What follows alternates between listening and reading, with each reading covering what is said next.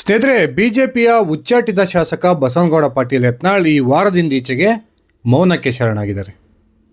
ಈ ಮೌನದ ಹಿಂದೆ ಬಸನಗೌಡ ಪಾಟೀಲ್ ಲೆಕ್ಕಾಚಾರ ಸಂಪೂರ್ಣವಾಗಿ ಕೈಕೊಟ್ಟಿದೆ ಅನ್ನುವ ಮಾಹಿತಿಗಳು ಸಿಗ್ತಾ ಇದ್ದು, ಬಸನಗೌಡ ಪಾಟೀಲ್ ಯತ್ನಾಳ್ ಏನು ರಾಷ್ಟ್ರೀಯ ಬಿಜೆಪಿ ನಾಯಕರು ನನ್ನನ್ನು ಬಿಜೆಪಿಗೆ ಮರು ಸೇರ್ಪಡೆ ಮಾಡ್ಕೊಳ್ತಾರೆ, ಆ ಮೂಲಕ ನಾನು 2028ಕ್ಕೆ ಬಿಜೆಪಿಯಿಂದ ಮುಖ್ಯಮಂತ್ರಿ ಆಗ್ತೀನಿ ಅನ್ನುವ ಲೆಕ್ಕಾಚಾರವನ್ನು ಹಾಕ್ಕೊಂಡಿದ್ರು. ಇದೀಗ ಅವರ ಲೆಕ್ಕಾಚಾರ ಸಂಪೂರ್ಣವಾಗಿ ಕೈಕೊಟ್ಟಿದೆ ಅನ್ನುವ ಮಾತುಗಳು ಕೇಳಿ ಬರ್ತಾ ಇದ್ದು, ಬಿಜೆಪಿಯ ರಾಷ್ಟ್ರೀಯ ನಾಯಕರು ಯತ್ನಾಳ್ ಅವರನ್ನು ಬಿಜೆಪಿಗೆ ಮರು ಸೇರ್ಪಡೆ ಮಾಡ್ಕೊಳ್ಳೋದಕ್ಕೆ ಯಾವುದೇ ಒಂದು ವಿರೋಧ ಇಲ್ಲದೆ ಹೋದರೂ ಯತ್ನಾಳ್ ಅವರ ಬಿಜೆಪಿಯ ಮರು ಸೇರ್ಪಡೆಗೆ ಸಾಕಷ್ಟು ಒಂದು ಷರತ್ತುಗಳನ್ನು ವಿಧಿಸ್ತಕ್ಕಂಥ ಒಂದು ತಯಾರಿಯನ್ನು ಮಾಡ್ಕೊಳ್ತಿದ್ದಾರೆ ಅನ್ನುವ ಮಾತುಗಳು ಕೇಳಿ ಬರ್ತಾ ಇದ್ದಾವೆ. ಆ ಕಾರಣಕ್ಕೆ ಇದೀಗ ಬಸನಗೌಡ ಪಾಟೀಲ್ ಯತ್ನಾಳ್ ಅವರು ಹೊಸ ಪಕ್ಷದ ಘೋಷಣೆಯನ್ನು ಮಾಡ್ತೀನಿ ಅನ್ನುವ ಹೇಳಿಕೆಯನ್ನು ಕೊಟ್ಟಿದ್ದರು. ಈಗ ಹೊಸ ಪಕ್ಷವನ್ನು ಘೋಷಣೆ ಮಾಡೋ ಪರಿಸ್ಥಿತಿಯಲ್ಲೂ ಇಲ್ಲ, ಬಿ ಜೆ ಪಿಗೆ ಮರು ಸೇರ್ಪಡೆ ಆಗೋಣ ಅನ್ನುವ ಲೆಕ್ಕಾಚಾರಕ್ಕೂ ಕೂಡ ಇದೀಗ ತಾತ್ಕಾಲಿಕ ಬ್ರೇಕ್ ಬಿದ್ದಿರ್ತಕ್ಕಂಥದ್ದು ಬಸನಗೌಡ ಪಾಟೀಲ್ ಯತ್ನಾಳ್ ಅವರನ್ನು ಸಂಪೂರ್ಣ ಮೌನಕ್ಕೆ ಶರಣವಾಗುವಂತೆ ಮಾಡಿದೆ ಅನ್ನುವ ಮಾತುಗಳು ಕೇಳಿ ಬರ್ತಾ ಇದ್ದಾವೆ. ಬನ್ನಿ ಸ್ನೇಹಿತರೆ, ನಿಜಕ್ಕೂ ಕೂಡ ಬಸನಗೌಡ ಪಾಟೀಲ್ ಯತ್ನಾಳ್ ಅವರು ಎಡವಿದ್ದಲ್ಲಿ ಇದೇ ಒಂದು ದಸರಾ ಸಂದರ್ಭಕ್ಕೆ ನಾನು ಹೊಸ ಪಕ್ಷವನ್ನು ಘೋಷಣೆ ಮಾಡ್ತೀನಿ ಅನ್ನುವ ಹೇಳಿಕೆಯನ್ನು ಕೊಟ್ಟಿದ್ದಂತಹ ಬಸನಗೌಡ ಪಾಟೀಲ್ ಯತ್ನಾಳ್ ಯಾಕೆ ಈ ಮಹಾಮೌನಕ್ಕೆ ಶರಣಾಗಿದ್ದಾರೆ ಒಂದ್ಸರಿ ನಾನು ವಿವರಿಸ್ತಾ ಹೋಗ್ತೀನಿ. ಅದಕ್ಕಿಂತ ಮುಂಚೆ ನೀವಿನ್ನು ನನ್ನ ಇಟ್ಕೆ ಎಮ್ ಅಂತ ಯೂಟ್ಯೂಬ್ ಚಾನಲ್ಗೆ ಸಬ್ಸ್ಕ್ರೈಬ್ ಮಾಡ್ಕೊಂಡಿಲ್ಲ ಅಂದರೆ ದಯವಿಟ್ಟು ಸಬ್ಸ್ಕ್ರೈಬ್ ಮಾಡಿಕೊಂಡು ಬೆಲ್ ಬಟನ್ನ ಕ್ಲಿಕ್ ಮಾಡಿ. ನಾನು ಕೊಡ್ತಕ್ಕಂಥ ಮಾಹಿತಿ ನಿಮ್ಗೆ ಇಷ್ಟ ಆಗಿದ್ದರೆ ಈ ವಿಡಿಯೋಗೆ ಲೈಕ್ ಮಾಡಿ, ಶೇರ್ ಮಾಡಿ, ಕಮೆಂಟ್ ಮಾಡಿ. ಬಿಜೆಪಿಯ ರಾಜ್ಯಾಧ್ಯಕ್ಷರಾಗಿ BY ವಿಜಯೇಂದ್ರ ಅವರನ್ನು ನೇಮಕ ಮಾಡಿದ ದಿನದಿಂದಲೂ ಕೂಡ ಒಂದಿಲ್ಲ ಒಂದು ರೀತಿಯ ಬಹಿರಂಗ ವಾಗ್ದಾಳಿಯನ್ನು ಯಡಿಯೂರಪ್ಪ ಮತ್ತು ವಿಜಯೇಂದ್ರ ಅವರ ವಿರುದ್ಧ ಮಾಡೋದ್ರ ಮೂಲಕ ಬಸನಗೌಡ ಪಾಟೀಲ್ ಯತ್ನಾಳ್ ಬಿಜೆಪಿಯ ರಾಷ್ಟ್ರೀಯ ನಾಯಕತ್ವಕ್ಕೆ ಒಂದು ರೀತಿಯ ಮುಜುಗರವನ್ನು ತಂದಿದ್ದರು. ಬಸನಗೌಡ ಪಾಟೀಲ್ ಯತ್ನಾಳ್ ಅವರಿಗೆ ಈ ಒಂದು ಏನು ವಾಗ್ದಾಳಿಯನ್ನು ನಿಲ್ಲಿಸಬೇಕು, ನೀವು ಯಾವುದೇ ಕಾರಣಕ್ಕೂ ರಾಜ್ಯ ಬಿಜೆಪಿ ನಾಯಕರ ವಿರುದ್ಧ ಬಹಿರಂಗ ಹೇಳಿಕೆಯನ್ನು ಕೊಡಬಾರ್ದು ಅನ್ನುವ ಸಾಕಷ್ಟು ಎಚ್ಚರಿಕೆಯನ್ನು ರಾಷ್ಟ್ರೀಯ ಬಿಜೆಪಿ ನಾಯಕರು ಕೊಟ್ಟರು. ಅದಕ್ಕೆ ತಕ್ಕನಂಗೆ ಶೋಕಾಸ್ ನೋಟಿಸನ್ನು ಕೂಡ ಅನೇಕ ಬಾರಿ ಕೊಟ್ಟರು. ಈ ಯಾವುದೇ ಒಂದು ಎಚ್ಚರಿಕೆಗೂ ಕೂಡ ಬಸನಗೌಡ ಪಾಟೀಲ್ ಯತ್ನಾಳ್ ಬಗ್ಗದೇ ಇದ್ದಾಗ ಅನಿವಾರ್ಯವಾಗಿ ರಾಷ್ಟ್ರೀಯ ಬಿಜೆಪಿ ನಾಯಕರು ಒಂದು ಶಿಸ್ತು ಕ್ರಮವನ್ನು ತೆಗೆದುಕೊಂಡರು. ಆ ಮೂಲಕ ಸತತ 3ನೇ ಬಾರಿಗೆ ಬಸನಗೌಡ ಪಾಟೀಲ್ ಯತ್ನಾಳ್ ಬಿಜೆಪಿಯಿಂದ ಉಚ್ಚಾಟನೆ ಆದರು. ಆದರೆ ಬಿಜೆಪಿಯಿಂದ ಬಸನಗೌಡ ಪಾಟೀಲ್ ಯತ್ನಾಳ್ ಅವರನ್ನು ಉಚ್ಚಾಟನೆ ಮಾಡಿದಂತಹ ಕ್ರಮವನ್ನು ಬಿಜೆಪಿಯ ಅನೇಕ ಹಿರಿಯ ನಾಯಕರು ಒಂದು ರೀತಿ ವಿರೋಧ ವ್ಯಕ್ತ ಮಾಡಿದ್ರು ಅಂದರೆ ತಪ್ಪಾಗೋದಿಲ್ಲ. ಈಗಲೂ ಕೂಡ ಬಿಜೆಪಿಯ ಸಾಕಷ್ಟು ನಾಯಕರು ಯತ್ನಾಳ್ ಬಿಜೆಪಿಗೆ ವಾಪಸ್ ಆಗಬೇಕು ಅನ್ನುವ ಇಂಗಿತವನ್ನು ಬಹಿರಂಗವಾಗಿ ವ್ಯಕ್ತಪಡಿಸ್ತಿದ್ದಾರೆ. ಬಸನಗೌಡ ಪಾಟೀಲ್ ಯತ್ನಾಳ್ ಅವರು ಕೂಡ ಮೊನ್ನೆ ಮದ್ದೂರಿನ ಒಂದು ಗಣೇಶೋತ್ಸವದ ಗಲಾಟೆಯ ನಂತರ ಭೇಟಿ ಕೊಟ್ಟಿದ್ದಂಥ ಸಂದರ್ಭದಲ್ಲಿ ಆ ಭಾಷಣ ಮಾಡ್ತಕ್ಕಂಥ ಸಂದರ್ಭದಲ್ಲಿ ಒಂದು ಮಾತನ್ನು ಹೇಳ್ತಾರೆ. ನಾನು ಮತ್ತು ಪ್ರತಾಪ್ ಸಿಂಹ ಸೇರಿಕೊಂಡು ಶೀಘ್ರದಲ್ಲಿಯೇ ಹಿಂದುತ್ವ ಮತ್ತು ಅಭಿವೃದ್ಧಿ ಹೆಸರಲ್ಲಿ ರಾಜ್ಯದಲ್ಲಿ ಒಂದು ಹೊಸ ಪಕ್ಷವನ್ನು ಕಟ್ತೀವಿ, ಆ ಮೂಲಕ 224 ಕ್ಷೇತ್ರಗಳಿಗೂ ಕೂಡ ನಾವು ಅಭ್ಯರ್ಥಿಯನ್ನು ಹಾಕ್ತೀವಿ ಅನ್ನುವ ಒಂದು ದೊಡ್ಡ ಘೋಷಣೆಯನ್ನು ಮಾಡ್ತಾರೆ. ಆಗ ಕರ್ನಾಟಕದ ಸಾಕಷ್ಟು ಮಾಧ್ಯಮಗಳು ಬಿಜೆಪಿ ಕತೆ ಮುಗಿದೋಯ್ತು, ಬಸನಗೌಡ ಪಾಟೀಲ್ ಯತ್ನಾಳ್ ಬಿಜೆಪಿಗೆ ಮುಂದಿನ ಚುನಾವಣೆಯಲ್ಲಿ ತೊಡಗರಗಾಲನ್ನು ಕೊಡ್ತಾರೆ ಅನ್ನುವ ಸುದ್ದಿಗಳನ್ನು ಪ್ರಸಾರ ಮಾಡಿದ್ವು. ಮದ್ದೂರಿನ ಹೇಳಿಕೆ ಕೊಟ್ಟಂಥ 24 ಗಂಟೆ ಅವಧಿಯಲ್ಲಿ ಬಸನಗೌಡ ಪಾಟೀಲ್ ಯತ್ನಾಳ್ ತಮ್ಮ ಹೇಳಿಕೆಯನ್ನು ವಾಪಸ್ ತೆಗೆದುಕೊಂಡ್ರು. ನಾನು ಬಿಜೆಪಿಗೆ ತೊಂದರೆ ಮಾಡ್ತಕ್ಕಂಥ ಯಾವುದೇ ಒಂದು ಇರಾದೆ ನನಗಿಲ್ಲ, ನಾನು ಹೊಸ ಪಕ್ಷವನ್ನು ಕಟ್ತಕ್ಕಂಥ ಯೋಚನೆಯೂ ನನಗಿಲ್ಲ ಅನ್ನುವ ಹೇಳಿಕೆಯನ್ನು ಕೊಡೋದ್ರ ಮೂಲಕ ಅವರ ಅಭಿಮಾನಿಗಳಿಗೆ ಒಂದು ರೀತಿ ನಿರಾಶೆಯನ್ನು ತಂದಿಟ್ಟರು ಅಂದರೆ ತಪ್ಪಾಗೋದಿಲ್ಲ. ಬಸನಗೌಡ ಪಾಟೀಲ್ ಯತ್ನಾಳ್ ತಮ್ಮ ಹೇಳಿಕೆಯನ್ನು ಹಿಂಪಡೆಯೋದಕ್ಕೂ ಕೂಡ ಪ್ರಮುಖ ಕಾರಣಗಳಿದ್ದವು ಅನ್ನುವ ಮಾಹಿತಿಗಳು ಇದೀಗ ಹೊರ ಬರ್ತಾ ಇದ್ದಾವೆ. ಯಾಕಂದರೆ ಬಸನಗೌಡ ಪಾಟೀಲ್ ಯತ್ನಾಳ್ ಏನು ಬಿಜೆಪಿಯಲ್ಲಿದ್ದು ಬಂಡಾಯವನ್ನು ಭಿನ್ನಮತವನ್ನು ಮಾಡ್ತಿದ್ದಂಥ ಸಂದರ್ಭದಲ್ಲಿ ಅವರಿಗೆ ಬೆನ್ನೆಲುಬಾಗಿ ನಿಂತಿದ್ದಂತಹ ಸಾಕಷ್ಟು ಈಗಿನ ಬಿಜೆಪಿ ನಾಯಕರು ಅವರಿಂದ ಈಗ ಅಂತರವನ್ನು ಕಾಯ್ದುಕೊಳ್ತಿದ್ದಾರೆ.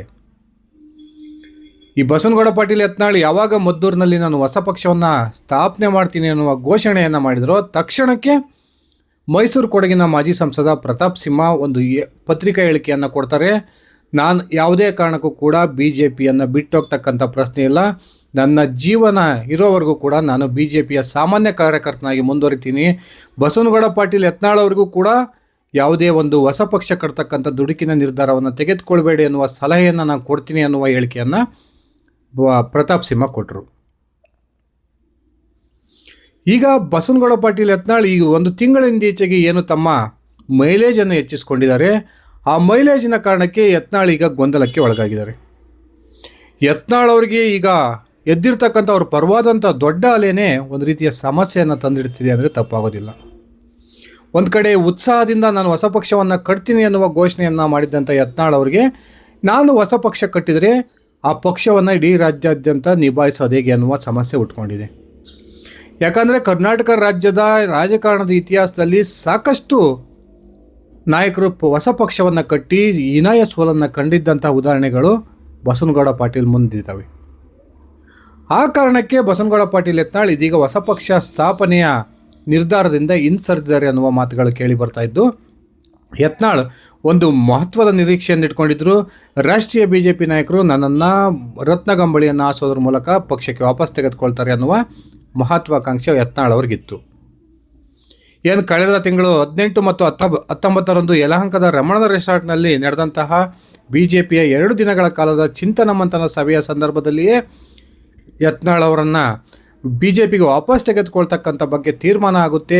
ಆ ಮೂಲಕ ಯತ್ನಾಳ್ ಶೀಘ್ರದಲ್ಲಿಯೇ BJPಗೆ ವಾಪಸ್ ಬರ್ತಾರೆ ಅನ್ನುವ ಮಾತುಗಳು ಕೇಳಿ ಬರ್ತಾ ಇದ್ವು. ಆದರೆ ಆ ಒಂದು ಚಿಂತನ ಮಂಥನ ಸಭೆಯಲ್ಲಿ ಯತ್ನಾಳ್ ಅವರ ವಿಚಾರ ಚರ್ಚೆಗೆ ಬರದೇ ಇರತಕ್ಕಂಥದ್ದು ಯತ್ನಾಳ್ ಅವರಿಗೆ ರಾಜಕೀಯವಾಗಿ ಬಹುದೊಡ್ಡ ಹಿನ್ನಡೆ ಅಂದರೆ ತಪ್ಪಾಗೋದಿಲ್ಲ. ಒಂದು ಕಡೆ ತಾನು ನಂಬಿ ಭಿನ್ನಮತವನ್ನು ಮಾಡ್ತಿದ್ದಂತಹ ನಾಯಕರು ಇದೀಗ ಯತ್ನಾಳ್ ಅವರಿಂದ ದೂರ ಸರಿದಿರ್ತಕ್ಕಂಥದ್ದು, ಅಂತರವನ್ನು ಕಾಯ್ದುಕೊಳ್ತಾ ಇರ್ತಕ್ಕಂಥದ್ದು ಯತ್ನಾಳ್ ಅವರ ಹೊಸ ಚಿಂತೆಗೆ ಕಾರಣವಾಗಿದೆ. ಯತ್ನಾಳ್ ಅವರ ಪರವಾಗಿ ಏನೇ ಒಂದು ಅಲೆ ಎದ್ದಿದ್ರೂ ಕೂಡ ಅದು ಚುನಾವಣಾ ಒಂದು ಮತವಾಗಿ ಪರಿವರ್ತನೆ ಆಗುತ್ತಾ ಅನ್ನುವ ಪ್ರಶ್ನೆಗಳು ಕೂಡ ಉಟ್ಕೊಂಡಿದ್ದಾವೆ. ಈಗಾಗಲೇ ಬಂಗಾರಪ್ಪನವರು, ಯಡಿಯೂರಪ್ಪನಂಥವ್ರೇ ಹೊಸ ಪಕ್ಷವನ್ನು ಕಟ್ಟಿ ಮಕಾಡ ಮೇರೆಗೆ ಕೊನೆಗೆ ತಮ್ಮ ಮಾತೃಪಕ್ಷಕ್ಕೆ ವಾಪಸ್ಸಾಗಿದ್ದಂತಹ ಸಾಕಷ್ಟು ಉದಾಹರಣೆಗಳನ್ನು ನಾವು ರಾಜ್ಯದಲ್ಲಿ ನೋಡಿದ್ದೀವಿ. ಇಂತಹ ಸಂದರ್ಭದಲ್ಲಿ ಕೇವಲ ಹಿಂದುತ್ವದ ಅಲೆಯನ್ನು ನಂಬಿಕೊಂಡು ಆ ಅಲೆಯನ್ನೇ ನೆಚ್ಚಿಕೊಂಡು ರಾಜ್ಯದಲ್ಲಿ ಹೊಸ ಪಕ್ಷವನ್ನು ಕಟ್ಟೋದು ಸುಲಭನಾ? ಖಂಡಿತವಾಗ್ಲೂ ಇಲ್ಲ ಸ್ನೇಹಿತರೆ. ಒಂದು ಹೊಸ ಪಕ್ಷವನ್ನು ಕಟ್ಟಬೇಕು ಅಂದರೆ ಅದಕ್ಕೆ ದೊಡ್ಡದಾದಂಥ ಒಂದು ಪಡೆ ಇರಬೇಕು. ಆದರೆ ಸದ್ಯಕ್ಕೆ ಅವರ ಕಾರ್ಯಕರ್ತರನ್ನು ಬಿಟ್ಟರೆ ಯತ್ನಾಳ್ ಅವರ ಬೆನ್ನಿಗೆ ನಿಲ್ಬೋದಾದಂತಹ ಬಲವಾದ ನಾಯಕರು ಯಾರೇ ಇಲ್ಲ ಅಂತಕ್ಕಂಥದ್ದು ನಮ್ಮ ಕಣ್ಣೆದುರಿಗೆ ಕಾಣ್ತಿರ್ತಕ್ಕಂಥ ವಿಚಾರ. ಈ ಕಾರಣಕ್ಕೆ ಯತ್ನಾಳ್ ಇದೀಗ ಸಾಧ್ಯವಾದಷ್ಟು ನಾನು BJP ಮರು ಸೇರ್ಪಡೆ ಆಗಬೇಕು ಅನ್ನುವ ಪ್ರಯತ್ನಕ್ಕೆ ಕೈ ಹಾಕಿದ್ದಾರೆ. ಆದರೆ ನಿಜಕ್ಕೂ ಕೂಡ ರಾಷ್ಟ್ರೀಯ BJP ನಾಯಕರು ಯಾವ ರೀತಿಯ ಯೋಚನೆಯನ್ನು ಮಾಡ್ತಾರೆ ಅನ್ನೋದನ್ನು ಯಾರೂ ಕೂಡ ಗೆಸ್ ಮಾಡೋದಕ್ಕೆ ಸಾಧ್ಯವಿಲ್ಲ. ರಾಷ್ಟ್ರೀಯ BJP ನಾಯಕರಿಗೂ ಕೂಡ ಯತ್ನಾಳ್ ಅವರ ಒಂದು ಸ್ಟ್ರೆಂತ್ ಏನು, ವೀಕ್ನೆಸ್ ಏನು ಅನ್ನೋದು ಚೆನ್ನಾಗಿ ಗೊತ್ತು. ಯತ್ನಾಳ್ ಏನು ಈ ಗಣೇಶೋತ್ಸವ ಸಂದರ್ಭದಲ್ಲಿ ಒಂದು ದೊಡ್ಡ ಮಟ್ಟದ ಪ್ರವಾಸವನ್ನು ಕೈಗೊಳ್ಳೋದ್ರ ಮೂಲಕ ಕಾರ್ಯಕರ್ತರನ್ನು ಬಡಿದೆಬ್ಸಿದ್ದಾರೆ. ಈ ಕಾರ್ಯಕರ್ತರ ಒಂದು ಬೆಂಬಲದ ಕಾರಣಕ್ಕೆ ಯತ್ನಾಳ್ ಇದೀಗ ಕರ್ನಾಟಕದ ಒಬ್ಬ ಹೊಸ ಮಾಸ್ ಲೀಡರ್ ಆಗಿ ಹೊರಹೊಮ್ಮಿದ್ದಾರೆ ಅನ್ನೋದರಲ್ಲಿ ಎರಡು ಮಾತಿಲ್ಲ. ಆದರೆ ಇದೇ ಅಲೆಯನ್ನು ನಂಬಿಕೊಂಡು ಯತ್ನಾಳ್ ಹೊಸ ಪಕ್ಷ ಕಟ್ಟೋದಕ್ಕೆ ಸಾಧ್ಯವಾನಾ? ಖಂಡಿತವಾಗ್ಲೂ ಇಲ್ಲ. ಆ ಕಾರಣಕ್ಕೆ ಯತ್ನಾಳ್ ಇದೀಗ BJPಯಲ್ಲಿ ತನಗಿರ್ತಕ್ಕಂಥ ಸಂಪರ್ಕವನ್ನು ಬಳಸ್ಕೊಂಡು BJPಗೆ ಮರು ಸೇರ್ಪಡೆ ಆಗ್ತಕ್ಕಂಥ ಪ್ರಯತ್ನವನ್ನು ಮಾಡ್ತಾ ಇದ್ದಾರೆ. ಆದರೆ ರಾಷ್ಟ್ರೀಯ BJP ನಾಯಕರ ಲೆಕ್ಕಾಚಾರನೇ ಬೇರೆಯಾಗಿದೆ. ಯಾವೊಬ್ಬ ರಾಷ್ಟ್ರೀಯ ನಾಯಕರು ಕೂಡ ಯತ್ನಾಳ್ ಅವರನ್ನು BJPಗೆ ಮರು ಸೇರ್ಪಡೆ ಮಾಡ್ಕೊಳ್ಳೋದಕ್ಕೆ ವಿರೋಧವನ್ನು ವ್ಯಕ್ತಪಡಿಸ್ತಾ ಇಲ್ಲ ಅನ್ನುವ ಮಾಹಿತಿಗಳು ಸಿಗ್ತಾ ಇದ್ದರು. ಯತ್ನಾಳ್ ಅವರ BJPಯ ಮರು ಸೇರ್ಪಡೆಗೆ ಸಾಕಷ್ಟು ಷರತ್ತುಗಳನ್ನು BJPಯ ರಾಷ್ಟ್ರೀಯ ನಾಯಕರು ವಿಧಿಸ್ತಾರೆ ಅನ್ನುವ ಒಂದು ಏನು ಸುದ್ದಿಗಳು ದೆಹಲಿ ಮೂಲಗಳಿಂದ ಬರ್ತಾ ಇದ್ದಾವೆ. ಅದರಲ್ಲೂ ಕೂಡ ಅತ್ಯಂತ ಮುಖ್ಯವಾಗಿ ಈಗಾಗಲೇ BJPಯ ರಾಷ್ಟ್ರೀಯ ಸಂಘಟನಾ ಕಾರ್ಯದರ್ಶಿಯಾಗಿರ್ತಕ್ಕಂಥ BL ಸಂತೋಷ್ ಮೊನ್ನೆ ಚಿಂತನ ಮಂಥನ ಸಭೆಯ ಸಂದರ್ಭದಲ್ಲಿಯೇ BJP ರಾಜ್ಯಾಧ್ಯಕ್ಷ ಹುದ್ದೆಗೆ ಸಂಬಂಧಪಟ್ಟಂತೆ ಇದ್ದಂಥ ಎಲ್ಲ ಗೊಂದಲಗಳಿಗೂ ಕೂಡ ಬ್ರೇಕ್ ಆಗ್ತಕ್ಕಂಥ ಪ್ರಯತ್ನವನ್ನು ಮಾಡಿದರು. ಸದ್ಯಕ್ಕೆ ರಾಜ್ಯ BJPಯ ಅಧ್ಯಕ್ಷ ಹುದ್ದೆ ಬದಲಾವಣೆ ಇಲ್ಲ. ಈ ವಿಜಯೇಂದ್ರ ಅವರ ನೇತೃತ್ವದಲ್ಲಿಯೇ ಮುಂದಿನ ಚುನಾವಣೆಯನ್ನು ನಾವು ಎದುರಿಸ್ತೀವಿ ಅನ್ನುವ ಒಂದು ಸೂಚನೆಯನ್ನು ಕೂಡ ಕೊಟ್ಟಿದ್ದಾರೆ. ಯತ್ನಾಳ್ ಮೊದಲಿಂದನೂ ಕೂಡ ಯಾವೊಂದು ಅಂಶವನ್ನು ವಿರೋಧಿಸ್ಕೊಳ್ತಾ ಬರ್ತಿದ್ರೋ ಅದೇ ಒಂದು ಅಂಶ ಇದೀಗ ಯತ್ನಾಳ್ ಅವರಿಗೆ ಮುಳ್ಳಾಗ್ತಕ್ಕಂಥ ಸಾಧ್ಯತೆಗಳು ಇದ್ದಾವೆ. ಯಾಕಂದರೆ ಈಗಾಗಲೇ ರಾಜ್ಯಾಧ್ಯಕ್ಷ ಹುದ್ದೆಗೆ ಸಂಬಂಧಪಟ್ಟಂತೆ ಬಹುತೇಕ ವಿಜಯೇಂದ್ರ ಅವರು ಮುಂದುವರಿತಕ್ಕಂಥ ಸಾಧ್ಯತೆಗಳು ಹೆಚ್ಚಿರೋ ಕಾರಣಕ್ಕೆ ಯತ್ನಾಳ್ ವಿಜಯೇಂದ್ರ ಅವರ ನಾಯಕತ್ವವನ್ನು ಒಪ್ಪಿ ಮತ್ತೆ BJP ವಾಪಸ್ ಸೇರ್ಪಡೆ ಆಗ್ತಾರೆ ಅನ್ನುವ ಪ್ರಶ್ನೆಗಳು ಕೂಡ ಉಟ್ಕೊಂಡಿದ್ದಾವೆ. ಅದಷ್ಟೇ ಅಲ್ಲದೆ BJPಯ ರಾಷ್ಟ್ರೀಯ ನಾಯಕರು ಕೂಡ ಯತ್ನಾಳ್ ಅವರ ಮರು ಸೇರ್ಪಡೆಗೆ ಸಾಕಷ್ಟು ಒಂದು ಕಂಡೀಷನ್ಗಳನ್ನು ಕೂಡ ಹಾಕೋ ತಯಾರಿಯನ್ನು ಮಾಡ್ಕೊಳ್ತಿದ್ದಾರೆ. ರಾಷ್ಟ್ರೀಯ BJP ನಾಯಕರು ಆಗ್ತಕ್ಕಂಥ ಈ ಎಲ್ಲ ಕಂಡೀಷನ್ಗಳನ್ನು ಒಪ್ಪಿದರೆ ಯತ್ನಾಳ್ ಅವರು BJP ಮರು ಸೇರ್ಪಡೆ ಆಗ್ತಕ್ಕಂಥದ್ದು ಅದೇ ಸುಗಮ ಆಗುತ್ತೆ. ಒಂದು ವೇಳೆ ಯತ್ನಾಳ್ ಮತ್ತೂ ಕೂಡ ಆಟಕ್ಕೆ ಬಿದ್ದರೆ, ಹೊಸ ಪಕ್ಷ ಕಟ್ತಕ್ಕಂಥ ಹುಚ್ಚಾಟಕ್ಕೆ ಯತ್ನಾಳ್ ಕೈ ಹಾಕಿದರೆ ಅವರ ಒಂದು ರಾಜಕೀಯ ಭವಿಷ್ಯ ಸಂಪೂರ್ಣವಾಗಿ ಕತ್ಲಲ್ಲಿ ಮುಳುಗೋದು ಖಂಡಿತ ಸ್ನೇಹಿತರೆ. ವೀಕ್ಷಕರೇ, ನಿಮ್ಮ ಅಭಿಪ್ರಾಯದ ಪ್ರಕಾರ ಬಸನಗೌಡ ಪಾಟೀಲ್ ಯತ್ನಾಳ್ BJPಗೆ ಮರು ಸೇರ್ಪಡೆ ಆಗಬೇಕಾ ಅಥವಾ ಹೊಸ ಪಕ್ಷವನ್ನು ಕಟ್ಟೋದ್ರ ಮೂಲಕ ರಾಜ್ಯದಲ್ಲಿ BJPಯ ಅಧಪತನಕ್ಕೆ ಕಾರಣ ಆಗಬೇಕಾ? ನಿಮ್ಮ ವೈಯಕ್ತಿಕ ಅಭಿಪ್ರಾಯವನ್ನು ಕಮೆಂಟ್ ಮಾಡಿ. ಇದಿಷ್ಟಾಗಿತ್ತು ನನ್ನ ಇವತ್ತಿನ ಈ ವಿಡಿಯೋ. ನಾನು ಕೊಟ್ಟಿರ್ತಕ್ಕಂಥ ಮಾಹಿತಿ ನಿಮಗೆ ಇಷ್ಟ ಆಗಿದ್ದರೆ ಈ ವಿಡಿಯೋಗೆ ಲೈಕ್ ಮಾಡಿ, ಶೇರ್ ಮಾಡಿ, ಕಮೆಂಟ್ ಮಾಡಿ.